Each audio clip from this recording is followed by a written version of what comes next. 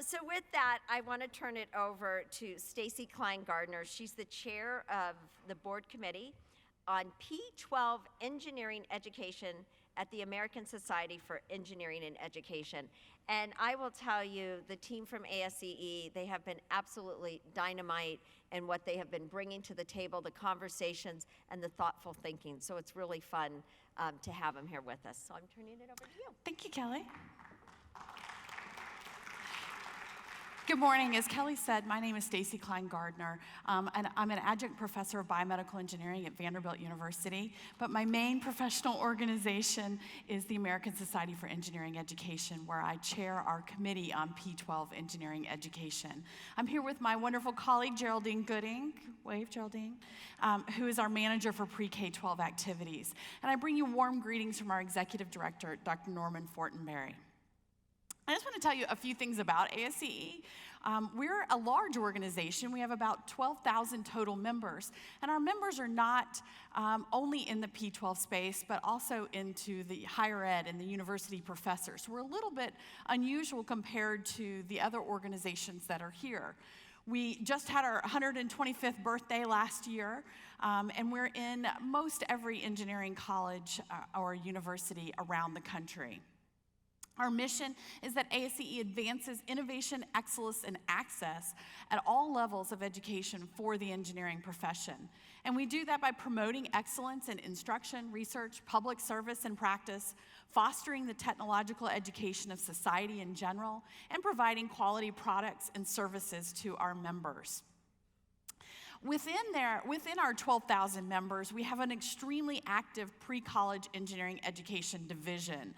And you can reach us at precollege.asee.org. If you join ASEE as a K-12 member, you'll be automatically enrolled in this division and become an active part of the work that we're doing there together. We published 101 papers that cover engineering education research. Again, that's one thing that we really is our hallmark at ASEE is the research that we're doing that proves what is and isn't effective in a K-12 classroom. So by joining our society, you would have access to all of these experts in P12 engineering education, our current research, and to our annual P12 workshop that moves around the country with our annual conference. I mentioned earlier that I chair our board of directors committee on P12, and I'll just say about that our P12 work isn't just confined to our pre-college division. We really work across the society, and therefore we have this committee that reflects that has members of every type of engineering possible working in the P12 space. One of our biggest accomplishments in recent years was developing the standards for the preparation and professional development of teachers of engineering. You can find those on our website, or you can find them through the Journal of Pre-College Engineering Education Research. And while I won't bet that you can read that up there, know that there are 5 standards that reflect the literature about how best to help our teachers become better teachers of engineering.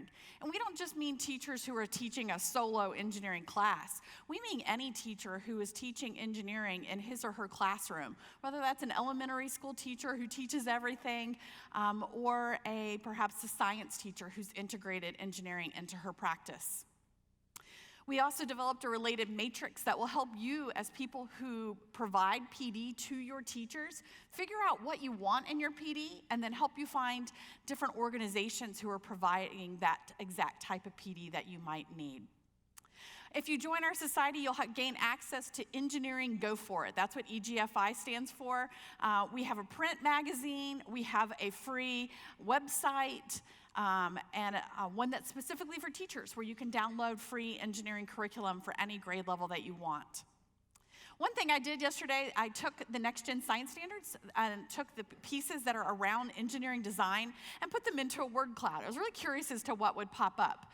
And there's a lot in here around problem solving and constraints and criteria. And that makes me happy because that's engineering at its core. So we're delighted to be integrating already by standards with the Next Gen Science Standards and what's going on there. So we hope you'll engage us around those practices as well. Lastly, we've got a couple other member resources. Our K-12 teachers always love PRISM, which is our monthly magazine. If you want to deep dive into the engineering education research, you can look at our Journal for Engineering Education. And I'll mention membership opportunities. You can join as an individual teacher for just $25 a year, or a school district can join with 50 teachers as members for just $750 a year.